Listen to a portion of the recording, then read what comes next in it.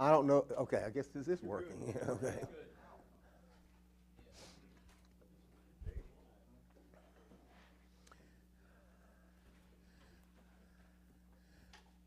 Before I begin today, uh,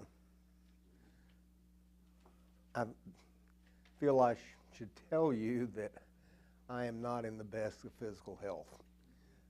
Somehow or another, we, after we arrived home about 10 days ago, got up the next day, July the 4th, and was running the fever and not feeling well and everything else. And that persisted for a couple of days. Had an enormous amount of sinus and chest congestion. Things weren't getting any better. Went to the doctor and had chest x-rays, blood work. I'll find the results this week. But he's a little concerned that what was initially labeled as acute bronchitis is really pneumonia. So he's trying to work through that, and me too. I'm going to apologize in advance because there will be probably one or two times this morning that I will completely disgust you with this hacking cough that comes about. I apologize. And after I cough, it generally is going to take me about 10 or 15 seconds to get my breath back because I have breathing problems now too. So anyway, also my voice is weak. You cannot go on vacation for 2 weeks with you being the only male in a group of 5 and expect to say anything. Your role, I learned very quickly, is twofold. Listen to everything they say and agree with it, and be sure to pick up, and the second thing is to be sure to pick up on how they're about to spend your money. So having learned that, no, we had because I was having the problems initially, actually when we started out. I have 2 very healthy 18-year-old granddaughters, one of which played basketball in high school for 3 years anyway. And knowing that they were on a basically that turned out beyond what I thought, an all-expense-paid vacation, they at least decided to wag my bags for me. But I got even with them because the airlines has a 70 kg max load. I was 1 pound under it. But anyway, so it was a marvelous trip, really was, and except for the outcome of it. So anyway, I ask you to indulge me a little bit today. As we actually before we get started, there's something else too, that I wanted to, as I got ready to working on this lesson. Of course, when we left, the weather was just beginning to get hot. And out of modern curiosity, I stayed up with the temperatures that were here. Just shook my head, kept thinking, man, am I glad I ain't home. And plus the fact we'd set the air conditioner on a summer vacation schedule. And I got home and my electric bill was okay. And all the pleas to conserve energy, I felt like I did my role. I did what I had to do. But anyway, until the weather really got too hot this year, really probably back in May, I used to sit on the patio early in the morning and generally late in the evenings. And particularly in the mornings, I just enjoy sitting out in God's world. Trees, the birds, I guess even the squirrels. Yeah, Nick knows a lot about that. But I just enjoy watching. And this year, for some reason, there were a lot of butterflies around, at least in my yard. And I enjoyed watching them kind of flit around.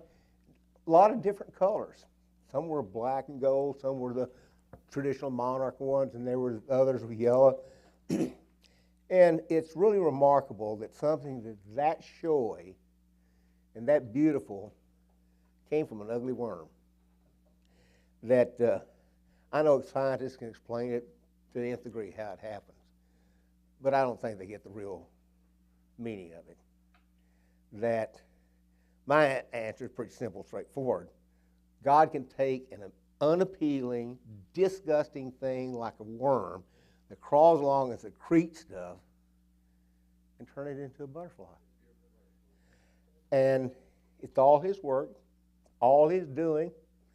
Worm butterfly had nothing to do with that, except being the vessel that God used. Now, God, of course, does that on a much larger and grander scale with his creatures we call humans.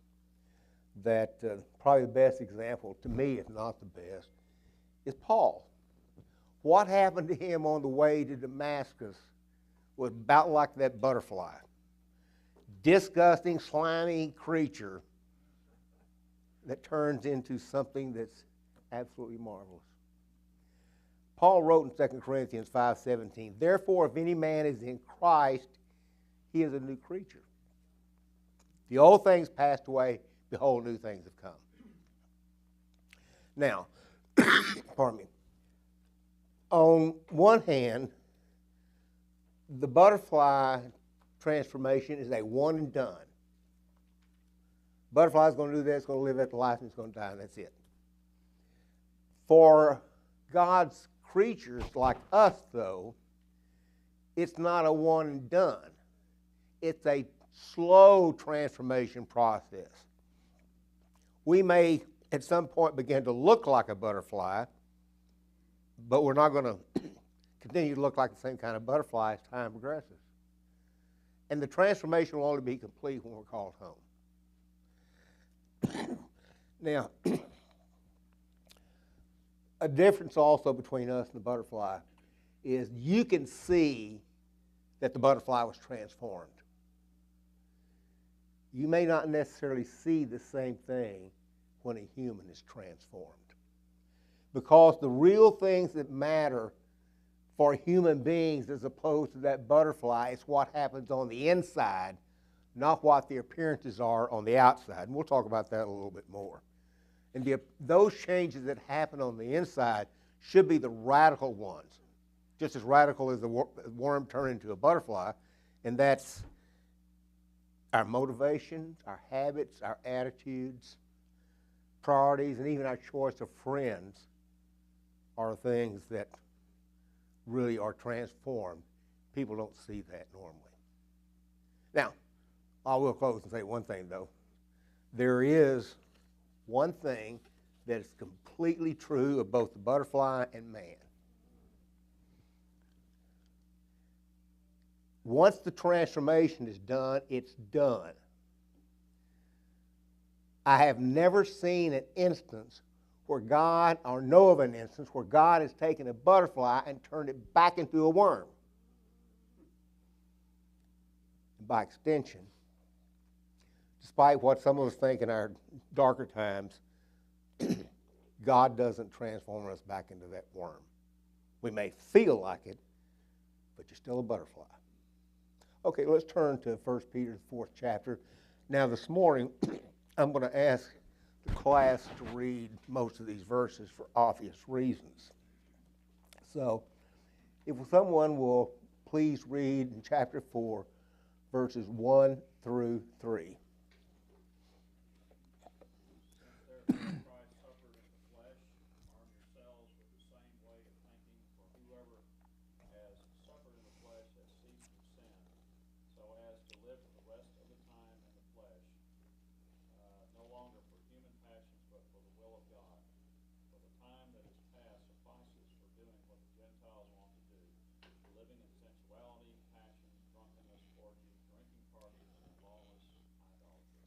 Okay, Peter begins this section with that telltale word we often see in Paul's writing, which is therefore, which we kind of come to understand to mean what?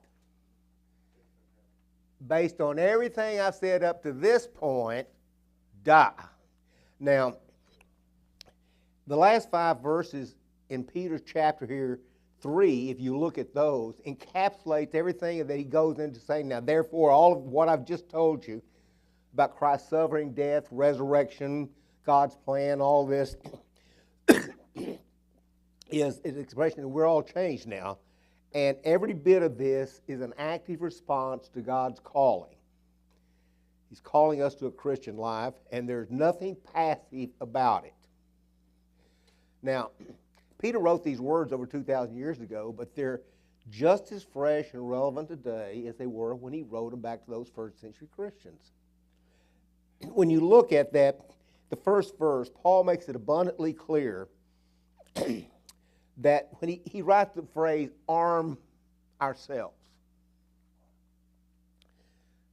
Peter uses, and Paul used the words too, of military terms a lot, because they were familiar to those people. And the Greek word that's in the actual translation here of arm is the word hoplizo, or hoplizo, pardon me. And if you heard anything about or know any little bit about Greek military history, one of the times, particularly when the Greek city-states were ascendant, they had armies that were composed of varying groups, one of which was called the hoplites. They were heavily armed, long spear. I mean, supposedly what you saw, pardon me, what you saw in the movie The 300 or something like that, those are hoplites, fending off the Persians. You know. So anyway, pardon me. That's the phrase he uses when he says arm yourself like that. Now, Paul also uses the word armor in many cases throughout his writings. 2 Corinthians and Ephesians, of course, describes the armor and the armor of God. That why do they concentrate on armor? Why do they bring this up? Any reason you can think of?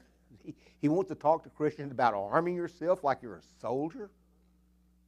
Why would anybody put on armor?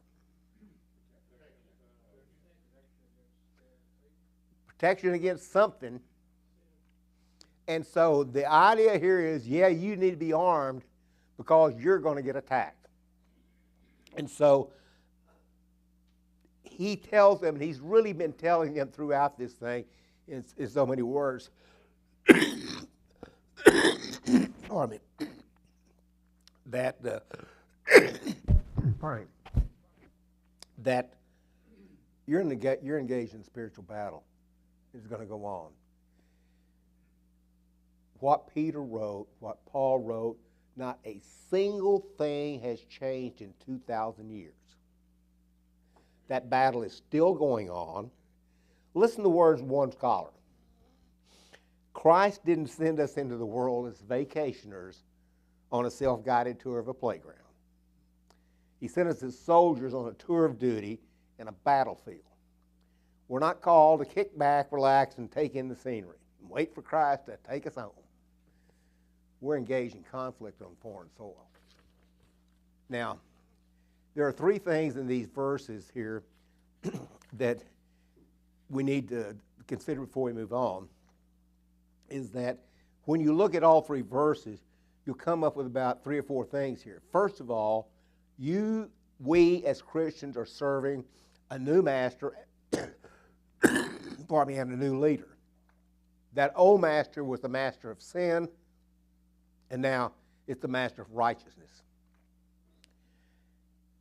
We are not to spend our days as the Gentiles in all the desires of the world we live. The desires of the world. Pardon me, well.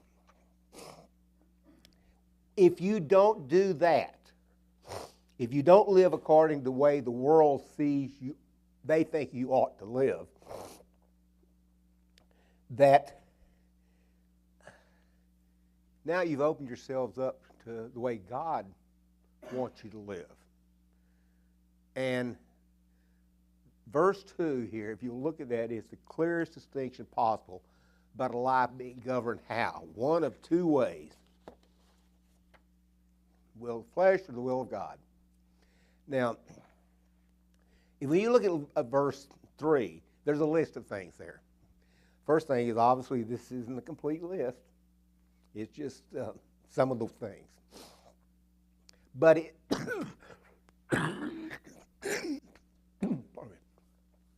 it is an accurate portrayal, though, of life in the Roman Empire in the first century. I mean, what Peter's writing here is common knowledge. And if the majority of people in that empire live a life like that to varying degrees, then there becomes kind of a tacit understanding, well, everybody ought to live like that, or everybody is living like that. And everybody speaks the same foul language, goes after the same stuff, and then that's the way society ought to be. What did I tell you a while ago? Nothing changed in 2,000 years. Same thing going on here. I'll come back to this in a minute, though. So society's going to have some expectation. Well, you ought to fit in. All right, let's go and read verses 4 and 5.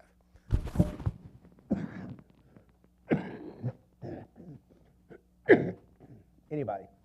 In connection with all this, they, the unbelievers, are resentful and surprised that you do not think like them, value their values, and run hand in hand with them into the same excesses of dissipation and immoral freedom. And they criticize and abuse and ridicule you and make fun of your values. But they will have to give an account to him who is ready to judge and pass sentence on the living and the dead. Okay. Amplified. Paul, what's Paul telling Peter telling his readers here?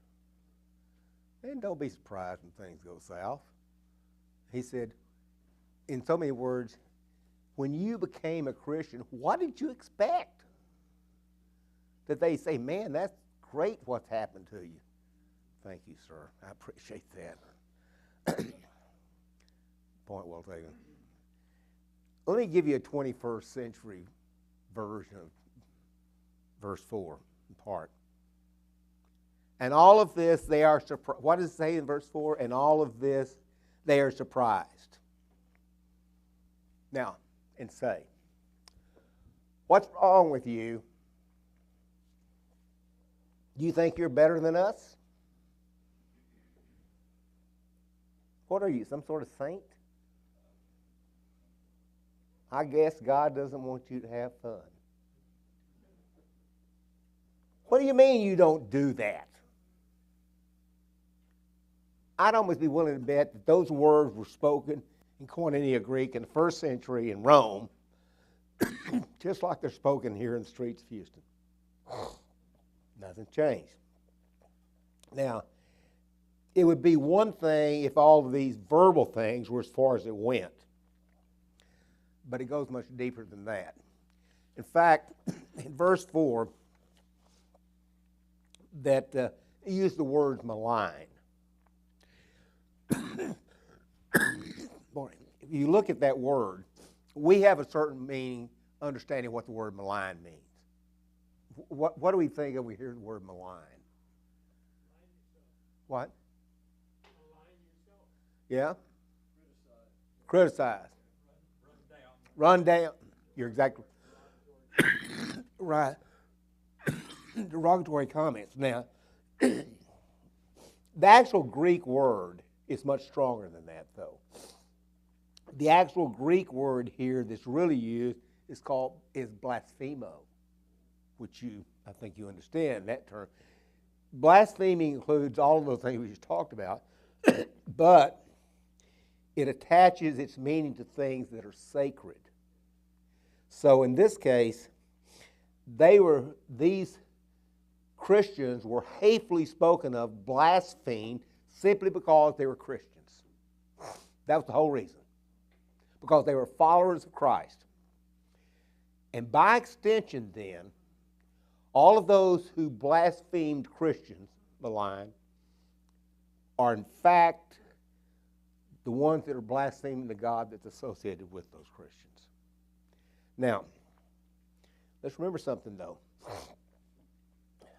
And in the Roman world at this time, at this point, that Peter's writing this, the emperor had already been elevated to being a god, well, at least while he lived. And they gave lip servicing to worshiping Caesar. So Caesar's a god. And so when Christians are spoken of in a blasphemous manner that we said they were, the Romans actually attached a certain blaspheme to it because it means they were blaspheming the Roman gods by being Christians. So there's more to it than just maligning here. And an unbelieving world, when all of this hateful speech and blasphemy comes out, and it doesn't have the effect that they want, then it's not too much further down the road that you're going to see active persecution. Now, a few minutes ago I said I'd come back to some of those things that hadn't changed in 2,000 years. How true is that?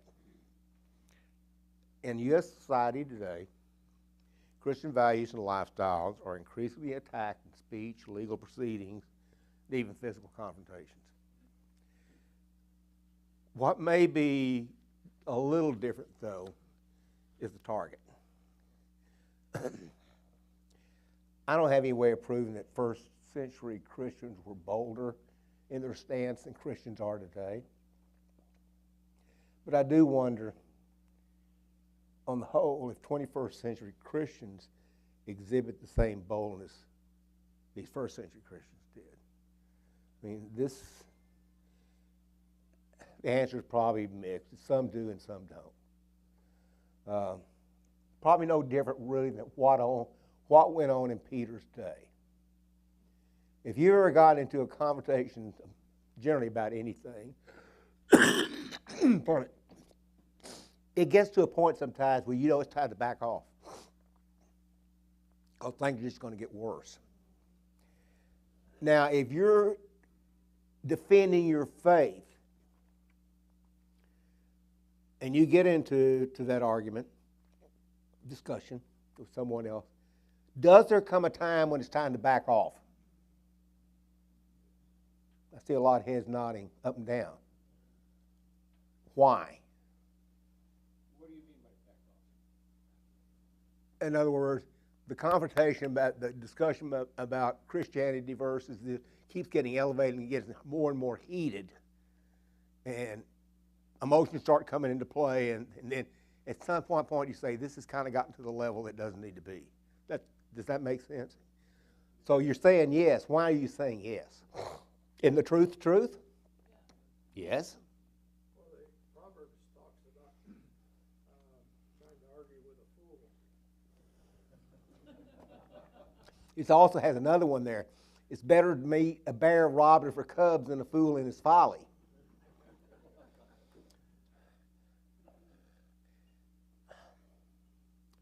I guess the question I would ask,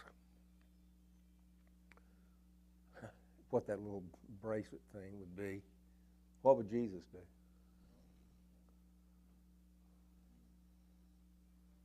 How would Jesus respond?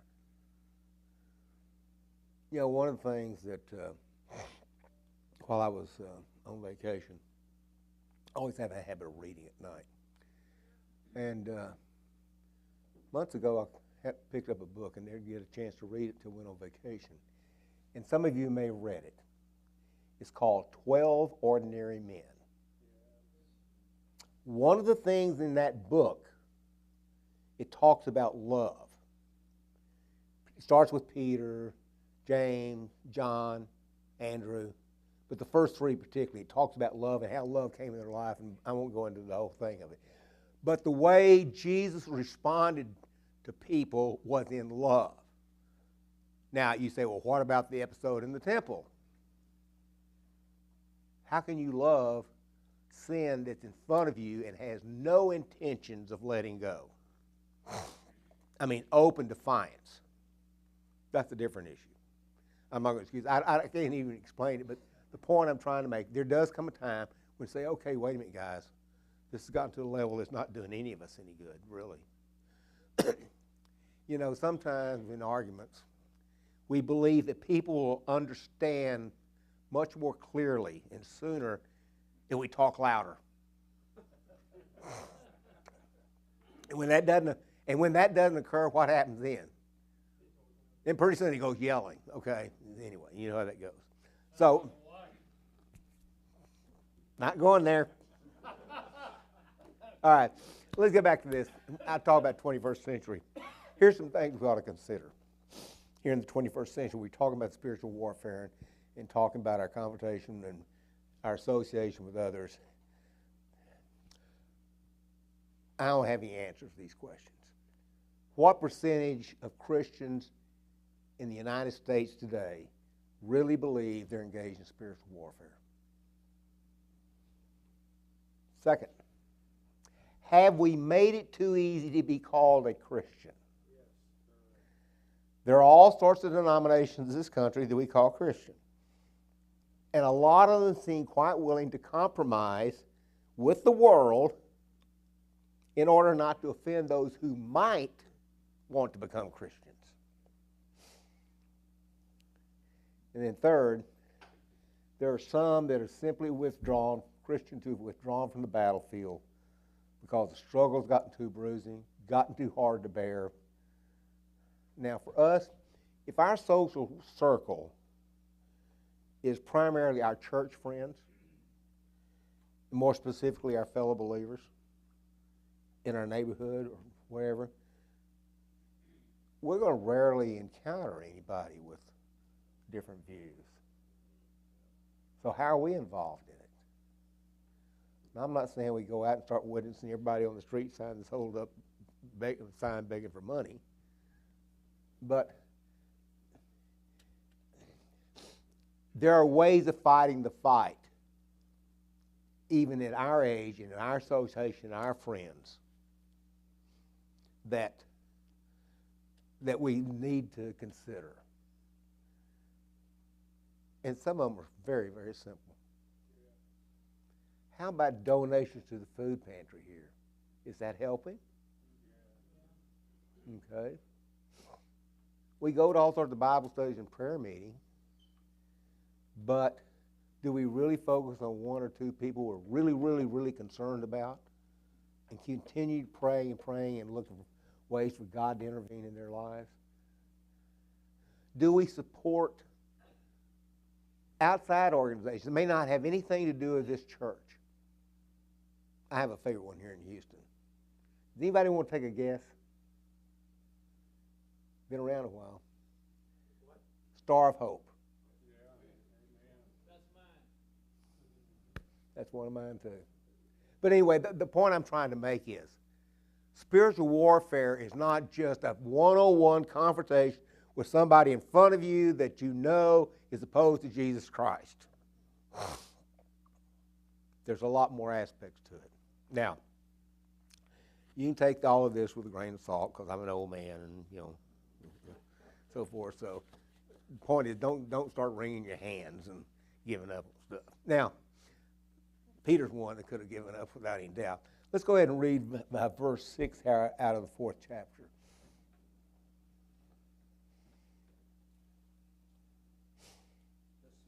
Just 6. For the gospel has for this purpose been preached even to those who are dead, that though they are judged in the flesh as men, they may live in the spirit according to the will of God.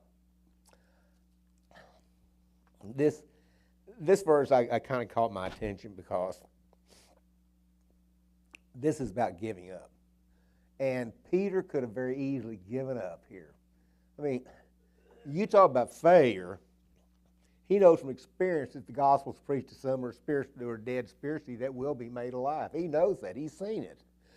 If nothing else, this is the single reason for Christians, and particularly first century Christians, to stay engaged in the battle.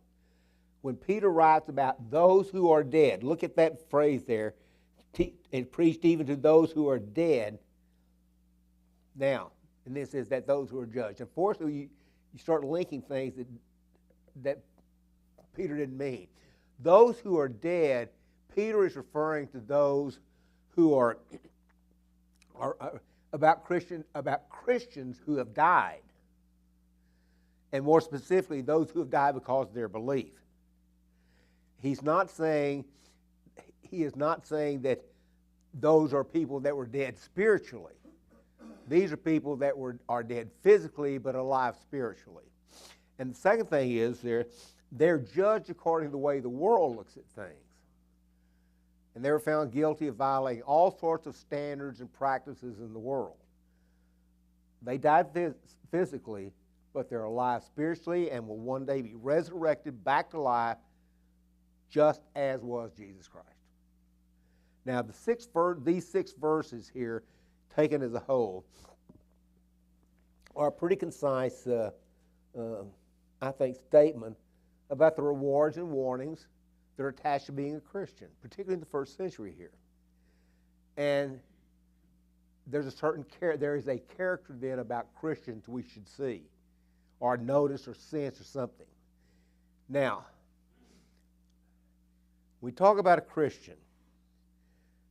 It's not the external things of life that shows you're a Christian. You can stick a fish sticker on your bumper. You make sure people see that Bible laying on your desk at work. You can wear a T-shirt that says, "My boss is a Jewish carpenter." But none of that matters. And it even gets worse when your car with that sticker, or that symbol of Jesus Christ, and you're in your car and you go cut off somebody in traffic. It doesn't do any good if you got that Bible laying on your desk and you're berating a fellow employee. I guess it's that same thing that we know is true in the world. It's just a true thing, that your actions speak louder than your words. And that's one thing we need to remember as Christians. You can put all these external things there, but if you're going to wear it, you better be ready to, if you're going to, better be ready to walk the talk. Now, Peter made it clear to his readers that they're going to be seeing different. They expect things in their lives that are not happened up to this point, that these next 5 verses pardon me, are going to give us a direction and a sense. Now, Peter, if you look at these verses, as opposed to Paul, he's not going to lay out any real great theological issues. That's not Peter. He's going to leave that up to Paul. But there's an element of urgency in each of these next 6 verses that we see here, because the church in the first century lived under the expectation that Jesus Christ was going to return, and soon. Now, let's go and let's read here, first of all, just verse 7. The end of all things is at hand. Therefore, be of sound judgment, sober spirit, for the purpose of prayer. The end of all things is at hand. Okay, yeah, they believe it's going to come real quick. Now, there are 2 things we said is evident. There are 2 things I think are evident in this verse. First is Peter and the early church look forward to the return of Jesus Christ, hopefully in their lifetime. They believe the time was short. He's going to return. And then the second thing is, if that's the case, you need to have a different mindset than normal. In other words, it ain't, well, what am I going to do today when I get up? That's not it. Now, I guess this week has taught me this lesson in spades. I dare say, and I'm not trying to be maudlin, I dare say that probably everyone here has thought about the end of their own physical life. The way of thinking takes on a much more realistic view when we consider both how old we are, statistics, and a medical diagnosis that says, hey, you ain't got that much longer to do. I kind of ran smack into that this week. And when you look at life like that, many of the things that you, as you assess it, that you thought were important, no longer seem that important. Relationships that were taken for granted previously, boy, those come back to center focus. That all these long-term projects you have here, or maybe kind of submitted, those get discarded. And you direct your efforts to finishing the ones you started. Incidentally, by the way, if one of those projects is cleaning out the garage, discard that because that's a long-term project. It'll never happen. What happens is when you look at life like this, there comes a time for doing only the essential things, and you do them with a sense of urgency. And that's the way the first century church lived. Now, both the Old and New Testament are replete with warnings about, hey, time is short. Both individuals, nations, time is short. The end is near.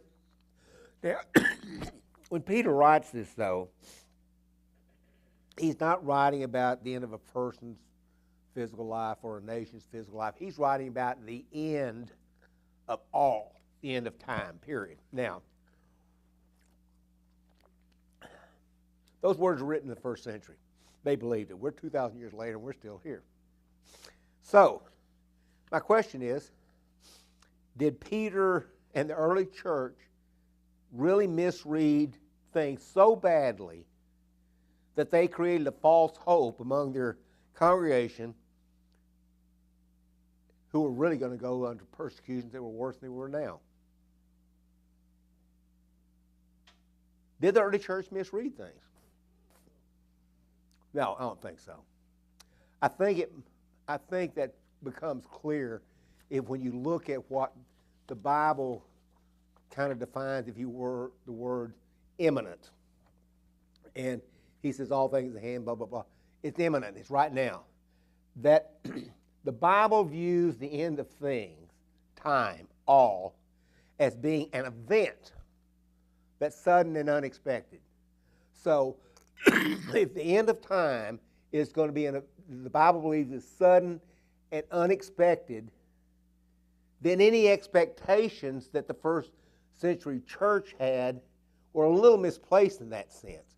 It was more of a hope, a desire, a wish, than an absolute conviction that it was going to occur.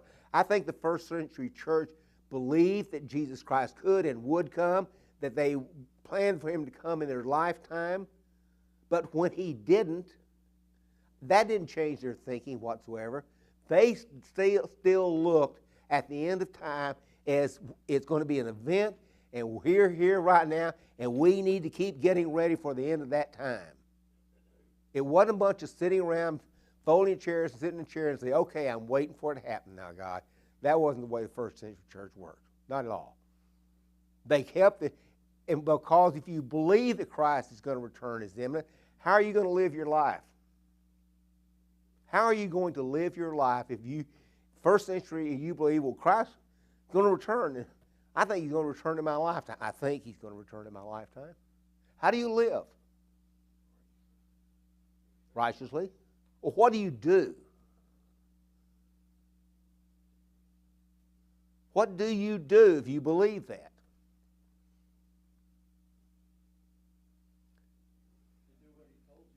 What did he tell you to do? QED. That's what they did. If you live like that, and you care about somebody other than yourself and your family, you're going to tell others. You know, one of the best things, that book of 12 Ordinary Men, you look at the role of Andrew. What did Andrew do? What is one of the things that Andrew is best known for? What? Bringing others to Christ. So, in that sense, boy, Andrew is a stark first century Christian right down to the bottom line. And he wasn't the only one the disciples did that either. Now, Peter actually, there's two things that help a person answer this question if you look at this.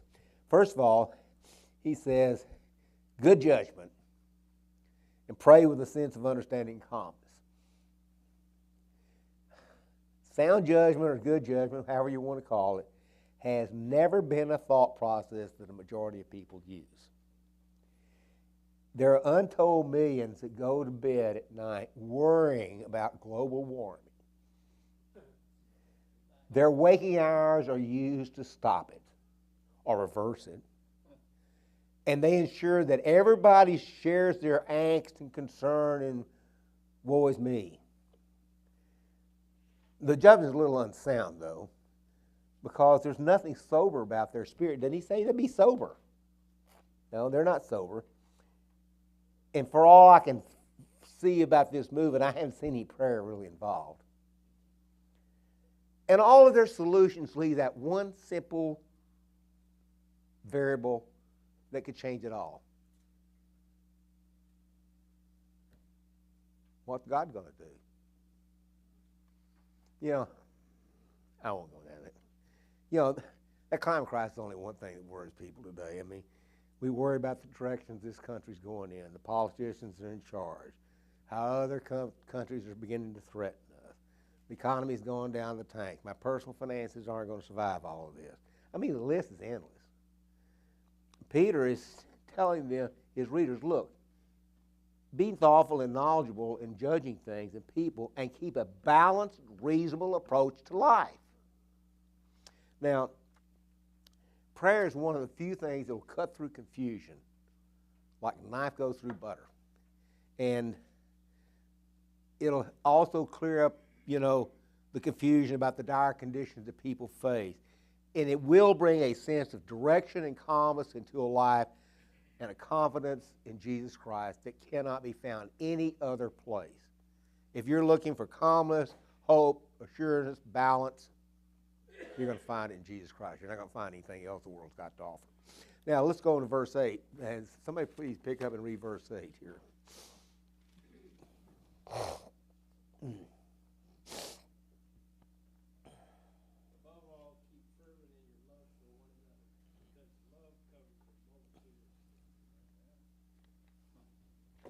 Okay, here's that word love again. That sounds like a proverb almost. Yeah, but there's some interpretations that sometimes get a little off base. This is a command, second command Peter's given to his flock here. The word fervent actually has a little different meaning in the Greek than it does in our understanding. The Greek origin really means strained. And I guess the best example is if you've watched sprint races, like in the Olympics or whatever, as the competitors get near the tape, what happens? They strain, lean forward, trying to be the first to break the track. That's what the Bible, a word picture, I guess, of what the Bible means when it says fervent, is that straining forward to reach the finish line. Now, maybe we can say it's really intense focus and determination. I mean, we can put a bunch of words to it, but Peter had heard Jesus talk about people falling away in the latter times, and their love would grow cold. They loved self rather than others. And if there was anyone, I think if there was any one disciple that understood what the word fall away meant, it had to have been Peter. I mean, there's no way he could ever forget that time in the court, 3 different times in that yard he got asked. Nope, nope, no. Actually cursed the last time, I believe, if I'm not wrong. Peter says, look, you got to come a lot more fervent in your love toward one another. Because when the pressures get great and you're living in the environment that you live in, persecution increases. If you aren't part of a group that loves each other, you're going to start feeling singled out, alone, targeted, isolated. Pardon me. When things start to unravel, what happens to an individual many times? When things start to unravel around you. What? Panic. But then what do? Really? I sometimes think, yeah, pray. But I don't think that's the usual response. What's the usual response? What? Figure out a way to get out of it. All right. Now, there also comes a real quick thing of when things start to unravel, there's a question you have to answer, or most people face up pretty quickly. What caused all this? Right? And so what's the first response?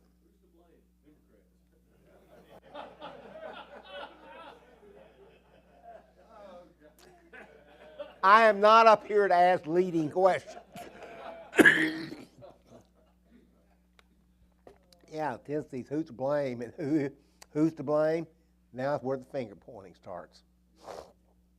Now, it's just, Peter tells them, no, that's not the way. What does he say? Redouble your efforts to love and take care of each other. Now, let's go to the next verse, verse 9 here.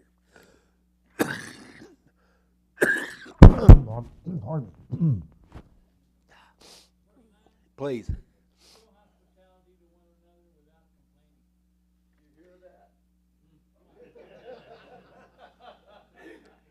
Well, I guess that's the object lesson for today. We can move on to verse 10. No. You know, generally people are okay with the idea of being hospitable to others, particularly if there's somebody we know. And we get to define what the word hospitable really means. We'll invite people into our house, but if you stop and think within reasonable limits, you know, one thing you have to expect when guests come to your home, somebody may have to use the bathroom. And right off on first, where our master bedroom's on the first floor, just down the hall from the den and the living room and everything. And the bathroom is there, right there by it. So when people get invited over, one thing I'm positive, I can look down the hall and see Becky's closed that door and the one that goes from the bedroom into the bath. Don't want people to see that.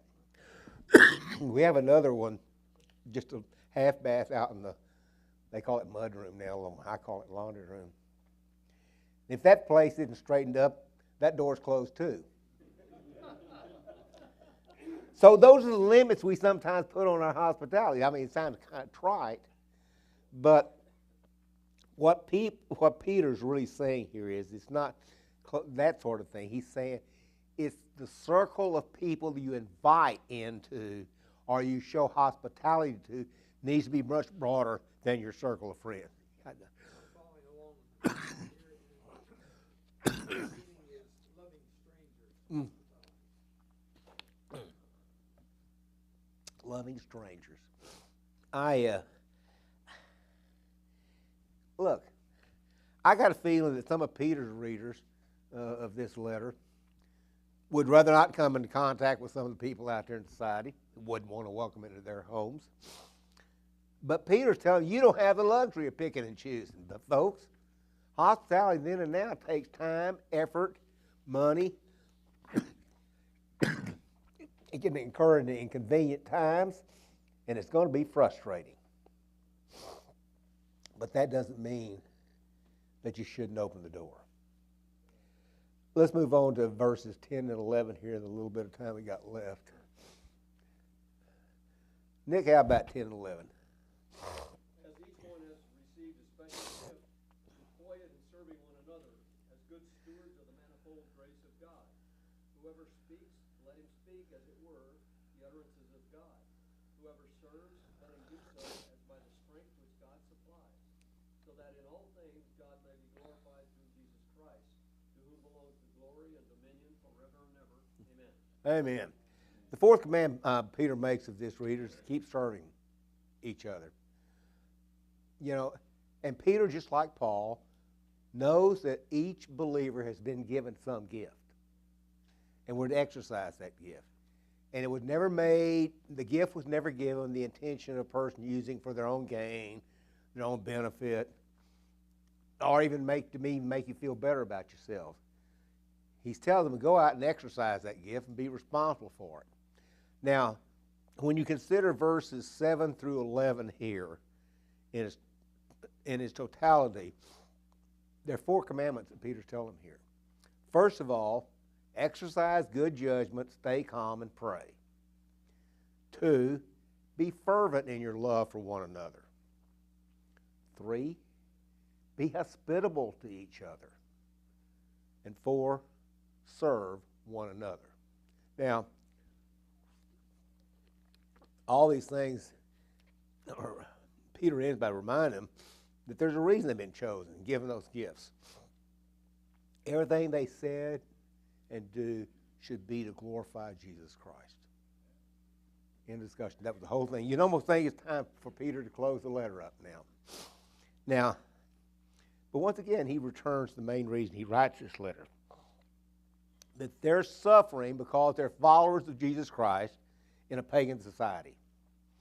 And we'll close this up today. Let's just talk about pain and suffering here for a few minutes, just per se. We generally think about suffering, generally at our age, from physiological issues, but it comes about in all sorts of ways. Mental or psychological suffering can be every bit as real as physical version. And regardless of its form, though, that we suffer because we're in pain, some form of pain, and pain gets our attention like nothing else does. One of C.S. Lewis' classic books, that some of you may have read, is The Problem of Pain. Here's a passage out of his book. I am progressing along the path of my life in my ordinary, contentedly fallen condition when suddenly a stab of abdominal pain suggests a serious disease. As my whole house of cards comes tumbling down, I am overwhelmed, and all of my previous happiness looks like a bunch of broken toys. Slowly but surely, I get back to the frame of mind that I should be in at all times.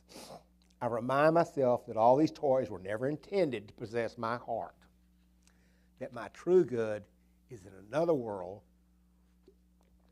and my only real treasure is Christ. But he goes on, and perhaps by God's grace I succeed, and for a day or two I become a creature consciously dependent on God and drawing its strength from him. But the moment the threat recedes and is withdrawn, my whole nature leaps back to those toys.